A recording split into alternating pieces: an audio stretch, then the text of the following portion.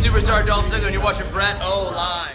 What is going on, guys? BrettO back with another video, and today we have the Week in Review episode 85. We're going to start off with Monday Night Raw. Monday Night Raw wasn't a half-bad show. I'll get into it. We'll talk about it, of course, in a setup style like we've done for the past 84 times. Again, this is episode 85. Without further ado, let's start with Monday Night Raw. Starting over here, Raw opened with Team Raw coming out, and Adam Pearce was supposed to name Drew McIntyre's next opponent for the WWE Championship, and then he said to Braun Strowman, but last, but certainly not least, and then Braun's like, what do you mean last? I should be automatically chosen to face Drew McIntyre right away. I'm the monster. And then he headbutted Adam Pearce. I'm like, what the heck? So yeah, Braun Strowman headbutted Adam Pearce. He was delusional the entire show, but of course we needed to name Drew McIntyre's next opponent. And we came up with a good solution for that. There was going to be 3 separate matches. The winner of those 3 matches would move on to a triple threat match next week on Raw. Winner of that match faces Drew McIntyre, probably at TLC, but yeah. First match, it was Matt Riddle versus Sheamus. It was an okay match. I think it was over-exaggeratedly long. I don't really think it needed to be this long, but yeah, it was pretty hard-hitting. Not a half-bad match. In the end, Matt Riddle pinned Sheamus in sort of a pinning combination like this. Not really the way that I wanted to see that match end. I really wanted to just see an indefinite winner of that match. Not like, oh, he rolled him up. No, I wanted to see like, the Bro Derek, the floating bro, and he pins Sheamus. You know, not like a roll, but still, not bad. Matt Riddle is going to move on to the triple threat. The next qualifiers match for the triple threat match next week was Bobby Lashley versus Keith Lee, and this match was an insane match with intense feats of strength from both men, Bobby Lashley especially. He picked up the over 300-pounder Keith Lee just like this and dropped him down in the center of the ring. I'm like, oh my god. But in the end, MVP knew that Bobby Lashley could not pin Keith Lee himself, so MVP rushed the ring and he started attacking Keith Lee, so then Bobby Lashley doesn't look bad and gets pinned. I'm like, oh, that little baby MVP. There he goes. But yeah, Bobby Lashley did end up losing, and Keith Lee will move on to the triple threat. So far it's Matt Riddle, Keith Lee, and the last match was Randy Orton versus AJ Styles. And I'm like, okay, if Randy Orton wins again, and he goes to face Drew McIntyre again, this would be so bad. It would literally be almost like the 4th time that he faced Drew McIntyre, and nobody wants to see it. Again, nobody wants to see it. So I'm glad that The Fiend interrupted and distracted Randy Orton. Of course, reliving the rivalry from the build-up to WrestleMania 34, when he turned on him and he burned down the house of Sister Abigail. That was awesome. That entire build-up to that match. But then Bray lost the title. We're not going to get into that. But yeah. They're reliving that rivalry, of course, when Randy Orton burned down the Sister Abigail. But yeah, of course, The Fiend distracted Randy Orton, and moving back into the match, AJ Styles hit the Phenomenal Forearm and pinned the Viper Randy Orton. I'm like, yes! So the triple threat match next week is going to be AJ Styles, Keith Lee, and Matt Riddle. Moving over here was Alexa Bliss versus Nikki Cross. This match wasn't half bad. Alexa Bliss, in the end, basically, she kind of faked snapping back into reality, and Nikki Cross was like, oh my gosh, you're back, Alexa? And then she's not. She hit like a modified pay dirt, and then 1, 2, 3, she pinned Nikki Cross. I honestly could not care less at all. Thought it was boring. Moving over here, at first it was Asuka versus Lana for the Raw Women's Championship, and yeah, because Asuka's like, you know what, I'll reward you. You were the sole survivor. Here's a title match, and she did get the title match, but in the end, Shayna Baszler and Nia Jax were on ringside. They started attacking Asuka, which caused disqualifications, and there goes Lana's opportunity. It was Lana and Asuka versus Shayna Baszler and Nia Jax. That was the next match right after that. Shayna Baszler just like this in the center of the ring, and then Lana actually sidestepped Nia Jax, and then Nia Jax actually went flying over the announcer's table, so that wasn't half bad, I guess. I don't like Lana or Asuka,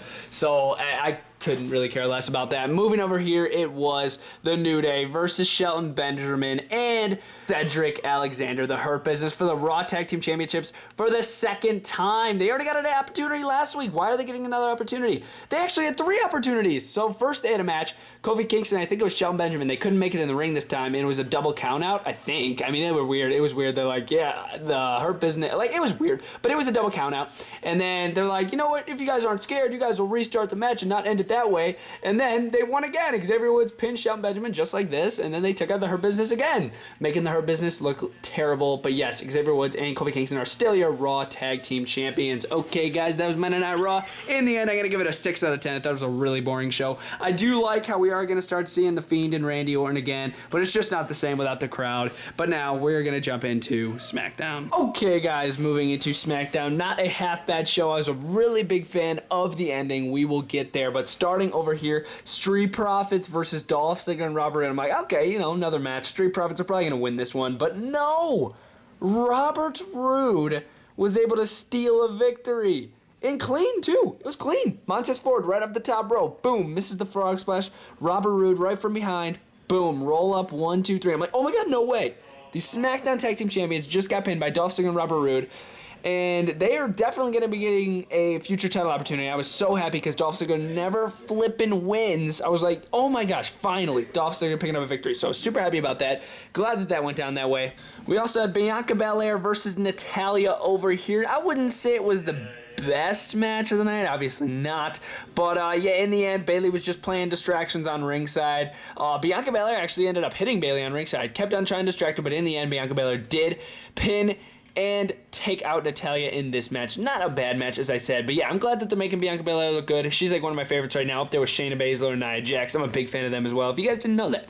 But yeah, Bianca Belair I'm definitely a fan of her, and yeah, she did take out Natalya here tonight on SmackDown. Not half bad at all. Moving over here, this was very weak. I do not know what they were trying to do here, but okay. So it was first, it was actually supposed to be Otis versus King Corbin, but Jay Uso attacked Otis from behind right after he got some orders from Roman Reigns saying how Reigns was mad on how he tried to interfere at his match at Survivor Series. So I fully understand why Jay was super mad, took out Otis, so that match didn't happen between Otis and King Corbin, so Corbin had another match. It was Corbin versus Buddy Murphy in a one-on-one match, and this was weird. Rey Mysterio and Dominic kept on distracting King Corbin, like, what's going on here? This is crap. I thought you guys were trying to fight against this and all this garbage that the Messiah would like. I mean, yeah, of course the Messiah would like distract and do all that stuff, but why would you be doing that? I don't know.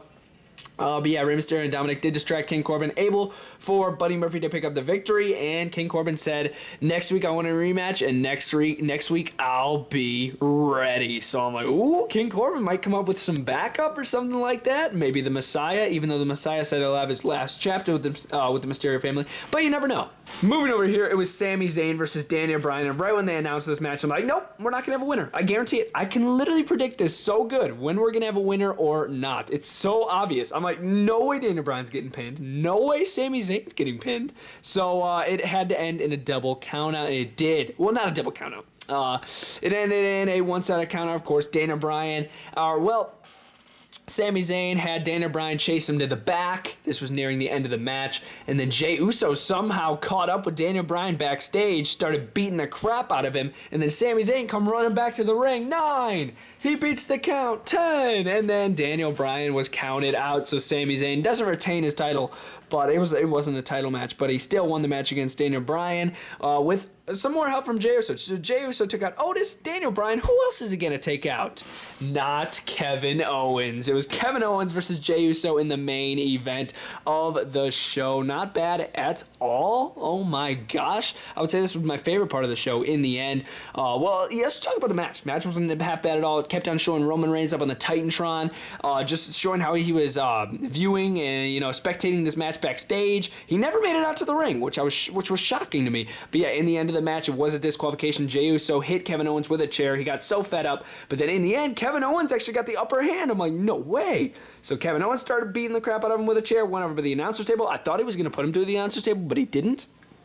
But anyway, in the end, he stunned Jey Uso in the center of the ring and then came over here to the announcer's table at the head of the table. So you had KO over here at the head of the table. It just looking like a beast, taunting Roman Reigns, saying, if you got a problem, come up to me face to face. I'm like, oh, man, okay, Kevin Owens. So yeah, that was really freaking cool. I love the way that they ended the show. That was super cool. And I'm really hoping that we could see a title match, Kevin Owens versus Roman Reigns for the Universal title. I think that would be freaking sick. But yes, guys, that was SmackDown. That was Raw setup style. In the end, I'm going to give SmackDown in 7 out of 10. That was a good show. This definitely saved it. Kevin Owens and the entire ending. I would say it saved the show very much. Dolph Ziggler and Robert Roode winning wasn't bad. Everything else, sort of weak. But yes, you guys can let me know what you guys thought down in the comments below. See you guys next time. Like, comment, subscribe, and like. See you guys next time. BrettO Live out.